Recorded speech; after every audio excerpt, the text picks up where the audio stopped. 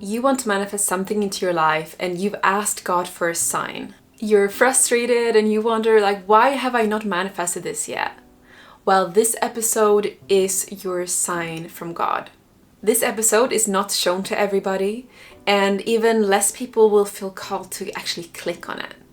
But you clicked on it because you felt this inner urge that there will be a sign there for you. Today I will share with you what God wants you to know if you want to manifest this dream of yours. I get the feeling that you are a light worker, and an ambitious light worker, and you're an old soul. You've been to Earth many, many times. And the reason why you haven't manifested your dream yet is because there's something holding you back, a limiting belief stemming from your childhood, so from your inner child. The inner child is the emotional imprint of your younger self, influencing how you respond to life as an adult.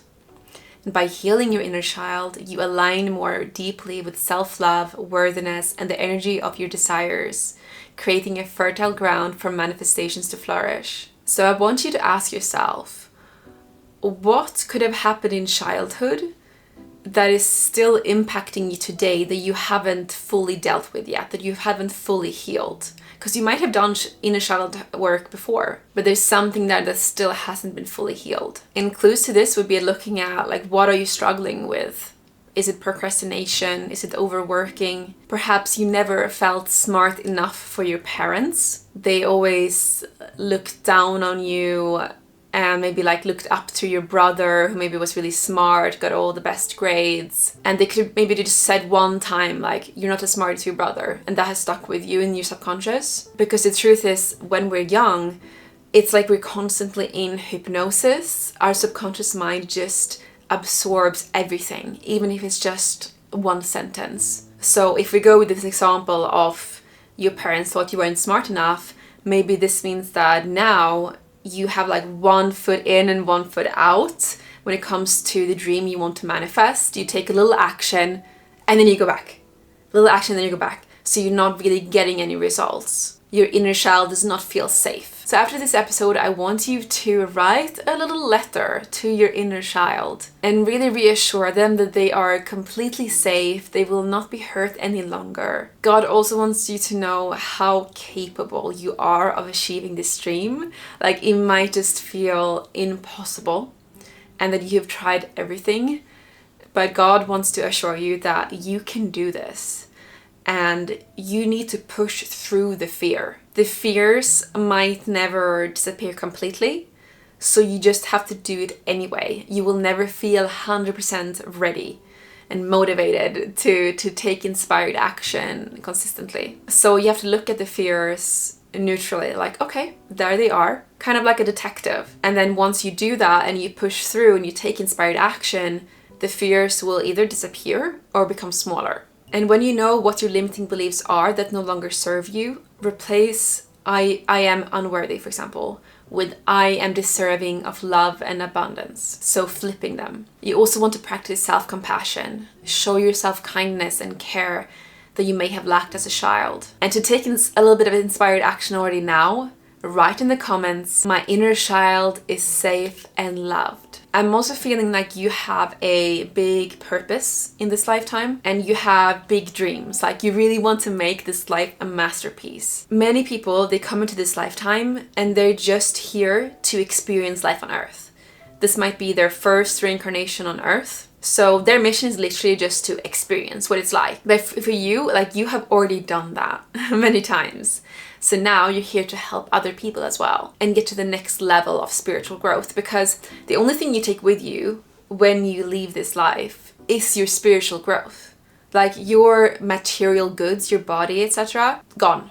That's why you as a light worker really value spiritual growth. It's very important to you. So you might sometimes be like, oh, it just doesn't seem fair. Like, I've had so many challenges and struggles in my life, while other people are just like cruising through life, it seems like. Well, that's because you choose that. Like, you choose all of those challenges to grow. You are playing it big this lifetime, not like behind the scenes. Like, you're supposed to be on stage. Like, you're supposed to help so many people. in this lifetime. And if you're still not sure what that is, like what your purpose is, then I have a free guide link in the description on how to find your purpose in 5 simple steps. But don't let your purpose overwhelm you, because I know it can sound like daunting. Oh my god, I'm supposed to help so many people, but I can't even help myself. But don't worry about that. Your purpose is mostly about just having fun. God has made it so easy for us to find our purpose by making sure that our biggest joy is our purpose. Like imagine if our purpose was something that we hated, that wasn't rewarding to us at all. We would just be like, no, I am not doing that this lifetime. It took me a long time to find my purpose because I was just thinking about my past and like what I had experienced in. So I was thinking like, okay, I definitely don't want the 9 to 5. This is draining me. I want the freedom to travel and be my own boss. So maybe I'll start a translation agency because I have experience in translation, Swedish to English translation. But this goal wasn't exciting me, so I very quickly lost motivation. But what I'm doing now, creating spiritual videos and episodes for you guys, that is so much fun. I would do it even if I had all the money in the world. That's how I know that I have truly found my purpose. When I first started out YouTube, I focused on popular keywords that I knew would do well, but many of them like I didn't care much about, know much about, and that shows to me that those topics are not my purpose. It's when I make content that lights me up, that's when I'm in my purpose. That's when I'm helping the right people. Like this episode, for example, this is not even searchable on search. It will show up as suggested for the people who are meant to see it. So have fun in your career and you will automatically help the right people, the people you have a soul contract with to help. And don't be afraid to go wholeheartedly into your dream. Like really just dive in because you will never regret it. Literally never. Like there is no person on their deathbed being like, I lived too wholeheartedly. The only thing people regret is if they didn't do enough, they didn't follow their dreams. And God wants you to know that it's never too late. Okay, you might feel like, oh, but there's already so many people doing what I want to do. You know, I'm too late to the game. I wanted this several years ago and then it was less competition. But now, you know, I already have experience in other things. That's more comfortable and I'm too late.